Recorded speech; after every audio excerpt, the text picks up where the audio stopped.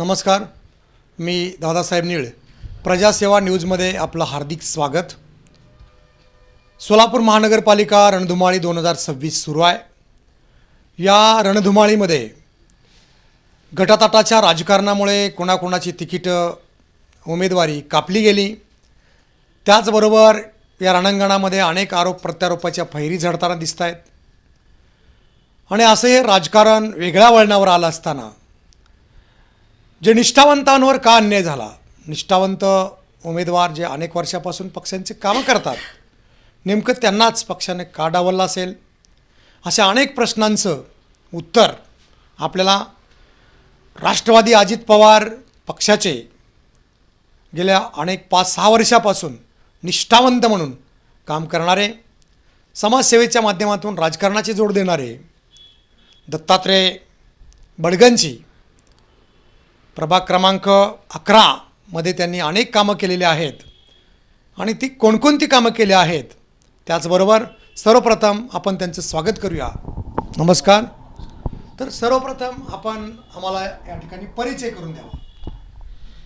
मी दत्तात्रय पेंटप्पा बडगंची, राष्ट्रवादी शहर संघटक, तोगोटेर युवक संघटना अध्यक्ष म्हणून मी काम केलेलं आहे. बीडी घरकुल मध्यवर्ती स्वर्गीय महेश अण्णांनी मला संधी दिली ती बीडी घरकुल मध्यवर्ती अध्यक्षाचा काम करण्यासाठी मला संधी दिली ती. या माध्यमातून मी दरवर्षी काम करत आहे. गेल्या 4 ते 5 वर्षापासून मी संघटनेमध्ये आहे. विविध कार्यक्रम दर मी घेतो. तुळजापूरला जात असताना केळी वाटप असो, अजितदादाच्या वाढदिवसानिमित्त भव्य टेनिस बॉल क्रिकेट स्पर्धा वाढवलो, ह्याच्यानिमित्त मला तिकीट कट झालं आहे का. माझ्या भागामध्ये वार्ड क्रमांक 11 व 10 मध्ये मी अजितदादाचं नाव गल्ली गल्लीपर्यंत पोचवलेलं आहे. तरीही माझं पक्षाने तिकीट कट केलं आहे. माझ्या पक्षाच्या वरिष्ठांनाही काही नाही, माझं तिकीट कट कोण केलं आहे निमित्तच मला कळता कामा नाही.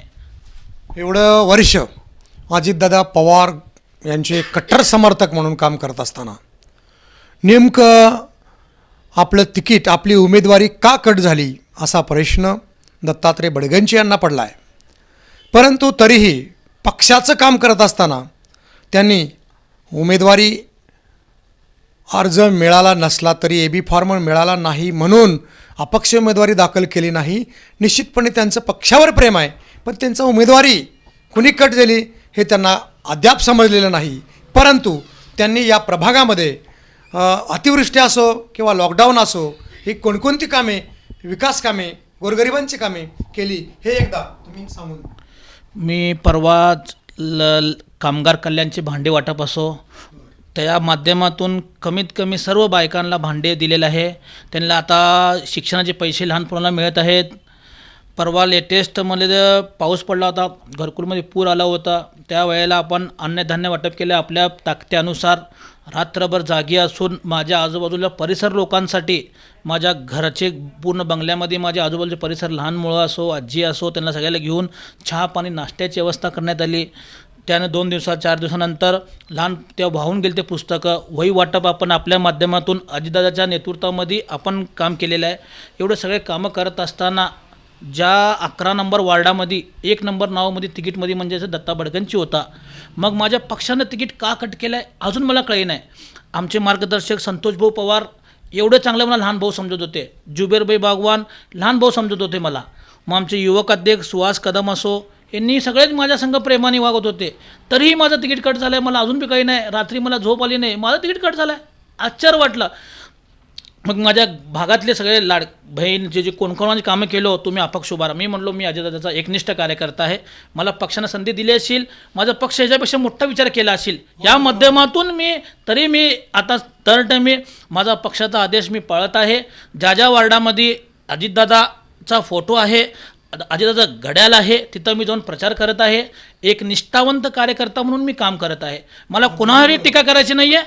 फक्त मलाच कळी नाही, माझ्या पक्षाच्या वरिष्ठांनाही काही नाही. माझं तिकीट कट झालं म्हणलं की चक्कर यायला सगळ्याला चक्कर आले आहे. दत्ता बडगंची तिकीट कट झालं म्हणजे अशक्य गोष्ट आहे. मग या संदर्भामध्ये एवढे आपल्याला उमेदवारीची खात्री असताना जे आपले सोलापूर शहरातले संतोष भाऊ पवार किंवा इतर जे नेते आहेत, यांना आपण या संदर्भात काय बोलणं झालं का? आपलं बोलणं झालं होतं थोडं, पर त्यांच्यामध्ये आजूबाजूचे कार्यकर्ते सांगत होते की तू प्रथमेश कोटे संघ असता, आदरणीय प्रथमेश कोटे साहेब ह्यांच्या माध्यमातून तू दिसतो त्यांच्याकडं. मी माझ्या वरिष्ठांना सांगू इच्छितो, माझ्या बीडी घरकुल भागामध्ये काही काम समस्या असेल तर प्रथमेश दादाला मी फोन करून कामं करून घेतलेलं आहे. मग त्यांच्या माध्यमातून माझी गाठीभेटी होत असतात. तुम्ही त्याच्यामुळे तिकीट नाकार असेल तर हे चुकीचं आहे.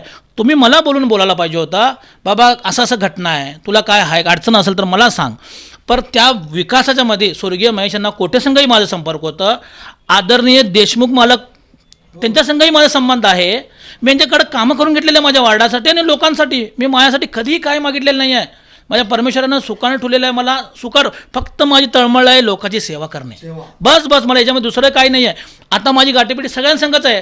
तुमची बी गाठीभेटी एक संघच असतेच, तरी तुम्ही मला तिकीट नाकार केलं हेच मला दुर्दैव वाटायला लागलं आहे. निश्चितपणे आपण जनसेवा हीच ईश्वर सेवा मानत आजपर्यंत काम केल्यामुळे स्वतःसाठी स्वार्थासाठी किंवा स्वतःसाठी न काही करता समाजसेवेचं वृत्त आपण हातात घेतलेलं आहे. आणि अशा उमेदवाराला उमेदवारी नाही मिळाल्यामुळे आपली एक खंत आहे. ही खंत आपण बोलून दाखवली आहे. पण राहता एक प्रश्न असा आहे की आपण आपल्या वरिष्ठांना बोलूनसुद्धा निश्चितपणे तुम्ही म्हणालात की प्रथमेश दादा कोटे विकास कामासाठी आपण कुणालाही भेटू शकतो, परंतु निष्ठा जे आपले पक्षाचे वरिष्ठ असतात त्यांना समजलं पाहिजे की आपल्या पक्षाचा निष्ठावंत कार्यकर्ता कोण आहे. इथंच थोडीशी चूक झालेली असावी असं आपल्याला वाटतंय का? 100% माझे आजूबाजूचे सहकारी कोण, त्यांना कोण वरिष्ठांना काय सांगितले काय मला त्याबद्दल कल्पना नाही आणि मला कोणाला टीकाय करायची नाही. ज्या माझ्या अजितदादावर मला भरोसा आहे व संतोष भाऊही मला भरोसा आहे, त्यांनी मला न्याय देईल त्याबद्दल मला दुमत नाही. जेव्हा मी बीडी घरकुल मध्यवर्तीचा अध्यक्ष होतो तर म्हणजे पूर्ण 1 वर्षासाठी मी महेश कोटे स्वर्गीय महेशांना कोटे प्रथमेश दादा कोटे यांच्या नेतृत्वामध्ये भरपूर कामं केली. तिथं रोड असो, लाईट असो, संडास असो, सोलापूर रुग्णालयाची कामं असो, गोरगरिबा माझ्याकडे जनता आल्यावर मी हे कामं करणार ह्यांच्या माध्यमातून करणार. पण हे मेसेज काही तर लोकांनी मोठ्याने गैरसमज करून सांग मिसगाईड केलेला आहे. तो असा आहे. पण तसं नाही. मी फक्त जनतेच्या कामासाठी कोणासाठी असो, मी जनतेच्या कामासाठी तुम्ही कोणाला कुठं जावं म्हणजे जाणारा व्यक्ती आहे. मला जनतेचं काम इम्पॉर्टंट आहे. मला कोणाचं माझ्या तिथल्या रहिवाशांचं काम करणं हाच माझा उद्देश आहे. त्याच्यामुळे दुसरा एकमेव विद्यास आहे माझा. तिथं कोणाकडे जा तुम्ही, पक्ष काही संबंध नाही, त्या व्यक्तीचं तर काम इम्पॉर्टंट आहे. सोलापूर रुग्णालय असो, सिव्हिल दवाखाना असो, या पोलीस चौकीत काय विषय असला तर दादा प्रथमेश दादा फोन केले तर काम करणार. आमचे युवक अध्यक्ष सुहास कदम त्यांनाही फोन करत होतो मी, दादा असं काम आहे, बरं ठीक आहे त्या अधिकारीला फोन दे. मग जिल्हा अध्यक्ष उमेशदादा पाटील उमेशदादालाही मी फोन करत होतो, दादा माझा हे जिल्हा इथं काम आहे, दादा हे काम आहे, दे अधिकारीला फोन. ते बोलतो. माझं काम करणं धोरण आहे. मी कोणासंग फिरतो हा नाही, फक्त माझं निष्ठा अजितदादावर आहे. फक्त निष्ठा अजितदादा. विकासाचा वादा अजितदादा. केवळ तो अजितदादा का मला आवडतो, सकाळी उठून गोरगरिबाचे कामं करतो, सकाळी उठून 6 वाजता कामासाठी पळतो. ते तळमळ बघून मला अजितदादा आवडतो. तेवढंच बाकीचा याच्यामध्ये उद्देश नाही. तुम्ही त्याबद्दल माझं तिकीट कापला हेच मला दुर्दैव वाटतं आहे. माझ्या जनतेचं माझ्या समाजामध्ये माझं खच्चीकरण झालं. मी युवक अध्यक्ष आहे, तोगोटी क्षेत्रीय युवक संघटना युवक अध्यक्ष आहे. मोठे उपक्रम मी माझ्या समाजामध्ये केलेला आहे. एवढा मोठा माझं नाव असतानाही माझं तिकीट कट झालं आहे, हेच मला कळी नाही. एवढं मोठं आपण काम केलेलं असताना आपलं तिकीट जरी कापलं तरी पक्षाला यापेक्षा तुम्हाला वरचीही संधी द्यायची असेल किंवा आपल्याला देर है भगवान के मंदिर में देर है अंधेर नाही, तुम्हाला निश्चितपणे न्याय मिळेल असं वाटतंय. 100% मला आदरणीय संतोषभाऊ पवार असेल, जुबेरभाई भागवान असेल, आमचे युवक अध्यक्ष सुहास कदम असेल, विशेष म्हणून आमचे उमेशदादा पाटील उमेशदादा जिल्हा अध्यक्ष यांचाही माझ्यावर प्रेम आहे. सर्व पदाधिकाऱ्यांवर माझं प्रेम आहे. महिला अध्यक्ष असो, सगळ्याची माझा संबंध आहे. सगळ्याची इथनं तर नेटवर्कपर्यंत सगळ्यापर्यंतही माझा संबंध चांगला आहे. सगळ्यालाही काही नाही माझं तिकीट कट झालं आहे. मग मी त्यांनी सगळे मला म्हणले तुला पुढं संधी सोन्यासारखी संधी ह्याच्यापेक्षा मोठी तुला संधी देण्यात येईल, तरी तू पक्षाचं काम कर. म्हणलं ठीक आहे, मी त्या गोष्टींना मी ॲक्सेप्ट करून मी पुढं काम करत आहे. माझा एकच ध्यास येणाऱ्या महानगरपालिकेमध्ये जास्तीत जास्त माझे घड्याळचे नगरसेवक काय का निवडून येईल ह्यासाठी मी आता सध्याला काम करत आहे.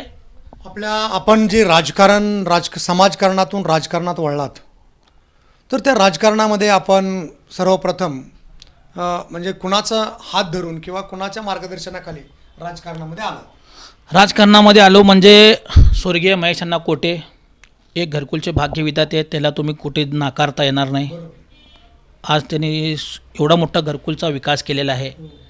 त्यांच्या नेतृत्वामध्येच आम्ही पहिला काम करत होतो. काय कसं करायचं कसं नाही कुठं कसं करून कुठं गेलं तर आता मी रात्रीही माझे महेशांना कोठे मी रात्री 11:30-12लाही फोन केले की माझा फोन उचलत होते. एवढं लहान कार्यकर्त्यालाही महेशांनाने मला संधी देत होते. दादा अण्णा मला असं असं काम आहे, हां दे त्याला दे, उद्या करू, ते आमचा माणूस आहे उद्या असं, हे महेश अण्णाने सांगत होते. कुठं महानगरपालिकेमध्ये जाऊ दे, कुठंही काम असू दे, महेश अण्णा एक लहान सामान्य कार्यकर्ता आमच्याही बिड्या कामगार करते तसल्या कार्यकर्त्याला महेश अण्णाने मला मोठं केलेलं आहे. त्या माध्यमातून मला बीडी घरकुल मध्यवर्तीचा अध्यक्ष केलेला आहे. बीडी घरकुल मध्यवर्ती अध्यक्ष असताना सगळे कामं असं सुंदर केलेलं आहे की महेश अण्णाने मला ताप दिली ती तू 100% येणाऱ्या महानगरपालिकेमध्ये दिसेल म्हणजे दिसेल अशी त्यांनी मला गावाही दिली ते तुझ्या कामं बघून. एक दुर्दैवानं महेशांना आज आपल्यामध्ये नाहीत आणि महेशांना जर तरला किंमत नाही, परंतु जर आज महेशांना असले असते तर आपली उमेदवारी 100% वादच नाही. स्वर्गीय महेशांना कोटे एवढं मला प्रेम करत होते, एक लहान मुलगा म्हणून काम सांभाळत होते. मी कुठलेही काम जाऊ दे सगळ्यामध्ये मला बोलून बोलत होते काय तुझं दत्ता काय काम आहे का, एवढं मला प्रेम करतोय. मी फक्त आतापर्यंत मी लोकांचीच कामं करून घेऊन गेलेलं आहे, माझं कामासाठी मी कधीच गेलो नाही. म्हणूनच आपल्याला पक्षामध्ये मला स्थान होता. मी कुठेही जाऊ दे, भले आमचे जिल्हाध्यक्ष अमोल बाप्पूकडे गेले तर मी काय तिथं काय जो काम आहे करणार, म्हणजे कुणाकडे जाऊ दे जनतेच्या कामासाठी मी कोणाकडेही गेलेलं आहे, लोकांचे कामं केलेलं आहे. माझं ध्यास एवढंच आहे विकास, गोरगरिबांचा ध्यास कुठले असो कुठेही बी असो. आता मी सिव्हिलमध्ये काम असेल तर सिव्हिलवाला हां दादा हे काम आहे ठीक आहे. आता आमचे आमदार देवेंद्रदादाही फोन करतो, देवेंद्रदादाही माझा फोन उचलून मला बोलत होते आताही कुठलंही काम असू दे हां बोल दत्ता काय काम आहे. एवढं फक्त विकास कामात राजकारणाची गरज नाही आणि असं तुम्ही काम करताय, असंच काम करतोय. लोकांची कामं करण्यासाठी कुठल्याही पक्षाचं असू द्या, फक्त आपलं काम झालं पाहिजे. फक्त माझ्या रहिवाशांचं काम होणं माझं एकच ध्यास आहे, बाकी कुठलं काय नाही. तो माणूस कुठला पक्षाचा माझा इम्पॉर्टंट नाही आहे, माझ्या लोकांचं काम झालं हा माझा इम्पॉर्टंट आहे. बरोबर आहे. तर या व्यतिरिक्त आपल्याला आता उमेदवारी जरी नसली तरी आपल्या या महानगरपालिकेकडे उद्याच्या 16 तारखेला आपल्या पक्षाचे साधारणपणे राष्ट्रवादी अजित पवार पक्षाचे साधारणपणे या शहरातून किती उमेदवार विजयी होतील असं आपलं ठाम मत आहे?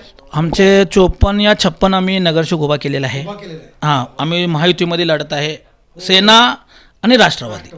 हां आम्ही दोघं आहे, तरी BJP आमचा मोठा भाऊ असेल, BJP आमचा मोठा भाऊ म्हणून आम्ही काम करत आहे, म्हणून एकमेकावर मैत्रीपूत लढत आहे. तरीही आम्ही त्यांच्यावर टीका करणार नाही, का येणाऱ्या 16 तारखेला आम्ही तिघंच सरकार बनवणार आहे. उद्या महानगरपालिकेमध्ये आम्ही तिघेच म्हणून काम करणार आहे. येणाऱ्या महानगरपालिकेमध्ये आमचे कमीत कमी 20 ते 25 सीट आमचे नगरसेवक 100% येणार म्हणजे येणार. आणि महापालिकेवर काही विरोधी जे प्रत्येकाला विजय हा लोकशाहीमध्ये मिळेल अशी आशा असते, त्यामुळे काँग्रेस महाआघाडी जी आहे त्यांना पण वाटतं यावेळेस परिवर्तन होणार आणि आमचा झेंडा फडकणार.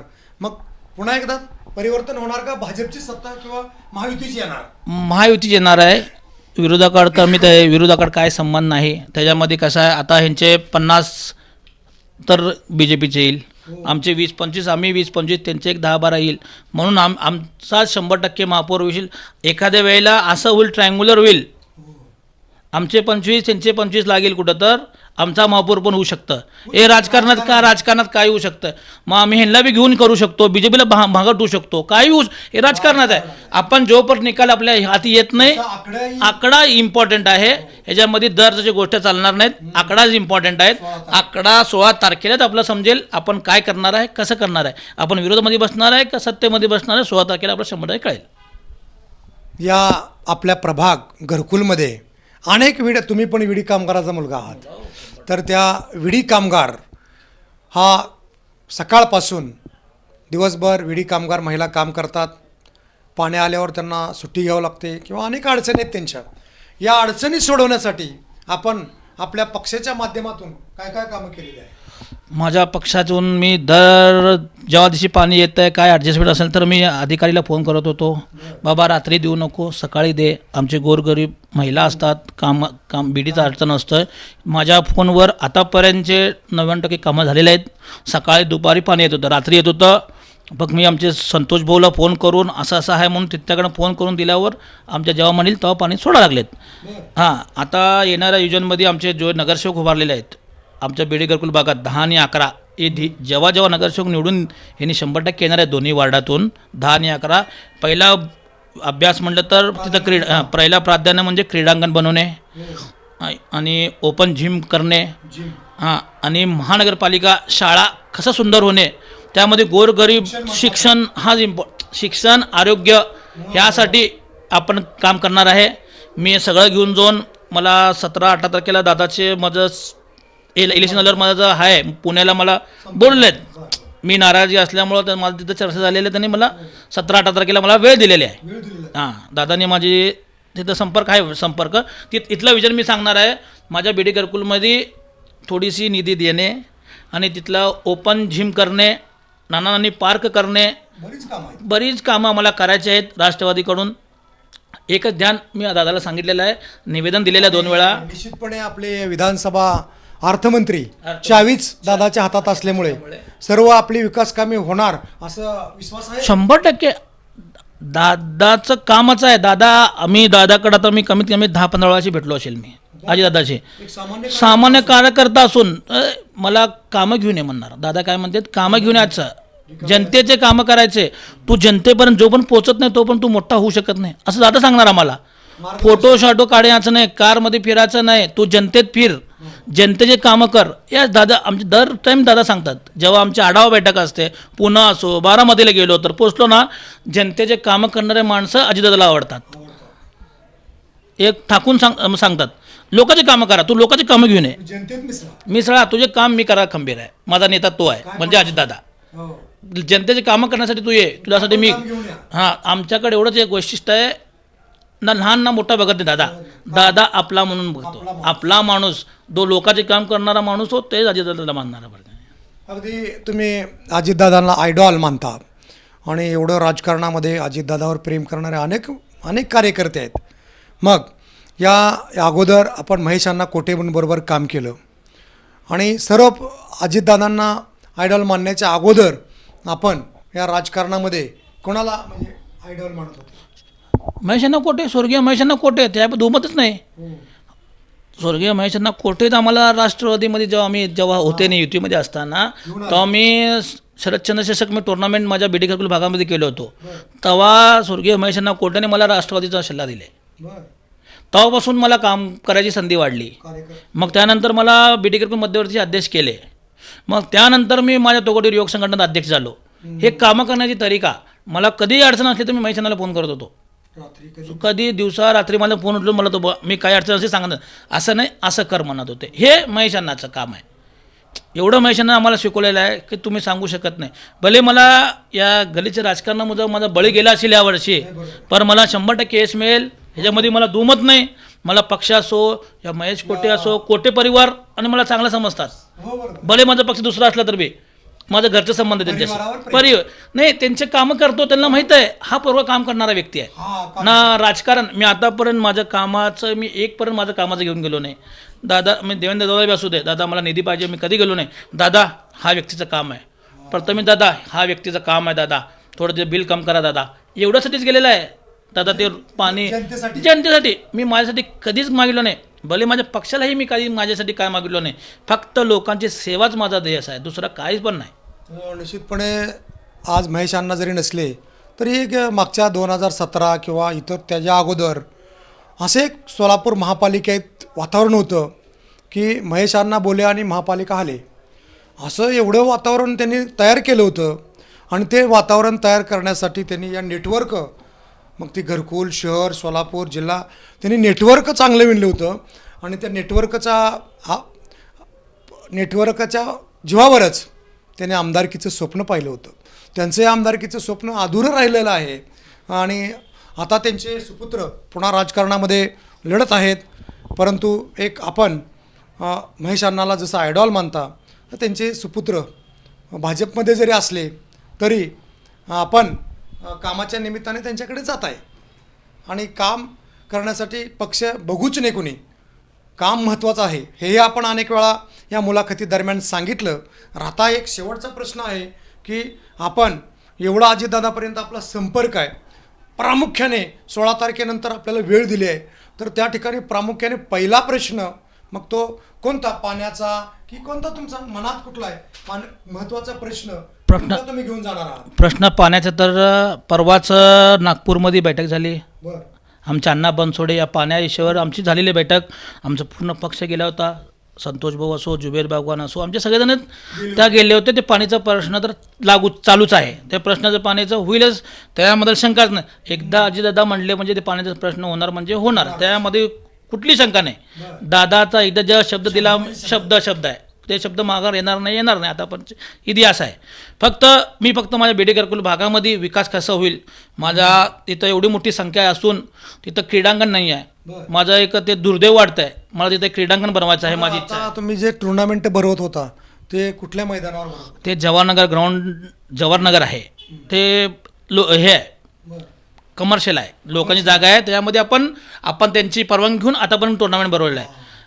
अजितदादा टुर्नामेंट आपण भरवलेलं आहे. अजितदादा वाढदिवसानिमित्त, स्वर्गीय महेशांना जयंतीनिमित्त आपण टुर्नामेंट भरवलं आहे. याच्या अगोदर प्रथमेशदादा कोटे यांच्या वाढदिवसानिमित्त टुर्नामेंट भरवलेलं आहे. आणि महाराज चषक म्हणजे माझं नाव दत्ता बडगंज ठिकाणी मला महाराज सगळे म्हणतात घरकुलमध्ये.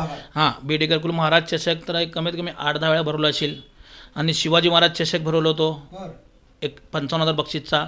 विविध बार्शी, पंढरपूर एक क्रीडांगणचं मला हौस आहे. म्हणजे पहिल्यापासून क्रिकेट आवड असल्यामुळे तुम्ही सगळे टुर्नामेंट भरवलेलं आहे. सगळेच भरवलं आतापर्यंतचे, सगळे दरवर्षी 1-2 तर मी टुर्नामेंट भरवतो. तिथल्या लोकांना फिट राहण्यासाठी, युग पोरं नशा न करण्यापेक्षा क्रीडांगणमध्ये येणे पाहिजे. माझ्यासाठी मला तिथे क्रीडांगणची माझी अपेक्षा आहे. मी आता पण दादाला सांगितलेलं आहे. आता पण दादा म्हणलेत, म्हणजे त्या थांबवलं त्याला, हा बी नाही म्हणले नाहीत, बघितलेत. म्हणजे तिथं मला तिथे जागाची अडचण असल्यामुळं हे पहिलंच करणं गरजेचं होतं. ते काय झालं नसल्यामुळं थोडं तिथं अडचण आलेली आहे. फक्त मला क्रीडांगणची एक माझी लई इच्छा आहे. माझ्या घरकुलमध्ये पोरांसाठी क्रीडांगण व्हायला पाहिजे. आणि 100% आणि एक 2-3 ओपन जिम, ते नाना पार्क सारखी आहे की कुठेही व्यायाम करायला गरजेचं आहे. आताची वेळ कशी आहे, body important is health important आहे. तुमच्याकडे पैसे किती आहेत हा इम्पॉर्टंट नाही, तुमचे हेल्थ इज इम्पॉर्टंट. हां, बाकी तुमच्याकडे किती पैसे असो ते काय येणार नाही. फक्त हेल्थसाठी मला तेवढा एकच आहे, मला अजितदादाला सांगणार आहे, मला एवढी निधी द्या की मला तिथं क्रीडांगण बनवण्यासाठी, स्पोर्ट्ससाठी, मुलाबाळांसाठी कसं होईल. पुढं शाळा शिकल्यानंतर क्रीडाकडे पोचणं पाहिजे. माझ्या बीडी घरकुल भागातून एक IPL प्लेअर घडायला पाहिजे अशी माझी इच्छा आहे. एक चांगला ध्यास आहे आपला की आपल्या विडी कामगाराचा मुलगा IPL पर्यंत पोचला पाहिजे. त्याचबरोबर आरोग्य ही संपत्ती आहे आणि प्रत्येक तरुण हा निर्व्यसनी बनून त्यानं खेळाकडे वळलं पाहिजे, त्यानं आपलं नाव कमवलं पाहिजे, असंही दत्ता महाराज बडगंची यांचं मनातून तीव्र इच्छा आहे. आणि या व्यतिरिक्त तुम्हाला आणखी तुमच्या मनात कोणकोणत्या भावना राहिल्या असतील, थोडक्यात राहिला असेल काय भावना? काही राहिलेलं नाही, फक्त तेवढंच आहे. आज मला तिकीट कट झालं ते तर सगळ्यात पासून दुःख आहे माझं. असो या माझ्या बीडी घरकुलमध्ये दुःख आहे की एवढ्या चांगल्या मुलाला तुम्ही पक्षानं का नाकारलं. मला सगळ्या पक्षाचा ऑफर होता. मी तुम्हाला आता सांगू इच्छितो, सगळ्या पक्षातनं मला ऑफर होता. सगळ्यांचं बोलावलं, मी कोणाची नावं घेत नाही. तुमच्याकडे वैनील दे, म्हणजे इव्हन मोठा पक्ष म्हणतो मी, इव्हन वैनील दिले तर तुला मी देतो. मी म्हणलो मला वहिनी बिनी काय नाही, मला ओनली ओन अजितदादा, मला महेश खन्ना कोटेचं शिकवण आहे. निष्ठावंत राहणे, भले सुख असो दुःख असो त्या पक्षसंघ राहणे. जेव्हा मला मी महेशांना सांगायचे ते तेव्हा सांगत होते, निष्ठावंत असू दे, भले फळ नंतर मिळेल. लगेच आपण बीज घातल्याला येत नसतंय. चंदनचं झाड निवांत येत असतं 20 वर्षानंतर. आता आपली फर्स्ट टाईम आहे 5 येईल म्हणून ते फळ येईल, त्या हिशोबानं आम्ही निवांत आहे. पक्षाची एकनिष्ठा करून काम करणार आहे, पक्षासंगच राहणार आहे. भले सुख असो दुःख असो कुठे बी असो, मी अजितदादाचा संघ राहणार आहे, राष्ट्रवादी पक्षासंगच राहणार आहे. धन्यवाद. मला तुम्ही बोलवल्याबद्दल तुमचं मनापासून धन्यवाद. एक लहान भाऊ म्हणून मला तुम्ही आज इथं बोलून माझी मनोगत व्यक्त केल्याबद्दल, मी आता पण कुठेही बोललो नव्हतो. हे दुःख माझं खंद, मला आनंद वाटलं, माझं खंद झालं. माझे वरिष्ठ माझ्याबद्दल विचार करतील. मला बोलवल्याबद्दल तुमचं मनापासून धन्यवाद. प्रजासेवा न्यूज, दादासाहेब नीळ, सोलापूर.